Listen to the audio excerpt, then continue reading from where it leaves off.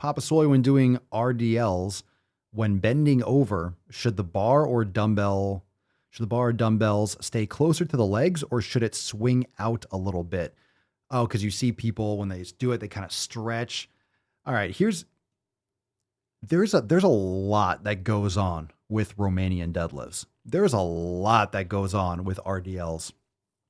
I think RDLs are one of the RDLs specifically, and there are a few exercises like this, but RDLs, I do them differently depending on the day.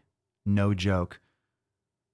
I do it depending on the day. Sometimes I let my knees bend a little bit more and get a different stretch. Sometimes I keep them more straight. Sometimes I like to stretch and go deeper and have a little bit of a deficit and get an extra stretch. It depends on the day.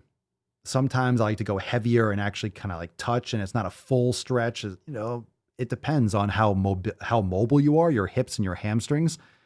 It also depends on, of course, your body alignment. So it's not that you're just swinging the bar out or pushing the bar forward. You're also countering that by driving your hips backwards. But you also have to be careful of your back and your back rounding and such, which actually your back rounding isn't necessarily a bad thing if your body is developed for it. If you're doing Jefferson curls or other exercises that are actually working all the multifidus and longissimus and all these long and short muscles, those are two different types of muscles that run like stitches up your spine, you can really strengthen your body tremendously. So if your body is prepared for a certain movement and trained over a long period of time progressively, you're going to be able to have a lot more strength in different aspects of mobility with your body. So if you're always doing things a certain way and, stiff, your back is flat, your knees are bent in this way, anytime you kind of bend, all of a sudden, all that weight transfers and your body isn't prepared for it. So you have to adjust the weight, and depends on your body positioning. I shouldn't say body positioning, but your alignment, your genetics, your limb lengths. Sometimes I like to go for a closer stance. I like to even go skier stance for RDLs. And sometimes I like to go a little bit wider, and I'll get a little bit more of the inner aspects of the hamstring and the adductors and the semimembranosus and semitendinosus on the inside, not just the biceps femoris. So you get a little bit more of those other muscles.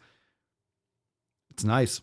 You can customize a little bit. Just be careful and move cautiously and make sure you're keeping the stress on your hamstrings. Bottom line, you're keeping the stress on the hamstrings. And if you're using a lighter weight, always use a lighter weight and really warm up, get that stretch. Do a lot of hamstring stretches. Straight leg, you should be able to put your palms on the ground. Elephant walks, get those hamstrings loose. It's all about what you're prepared for. So there's a lot of movements that I do that are unique, maybe unique for me, that I wouldn't necessarily coach someone to do, but just because I've developed and cultivated a lot of strength and mobility with those movements over a long period of time.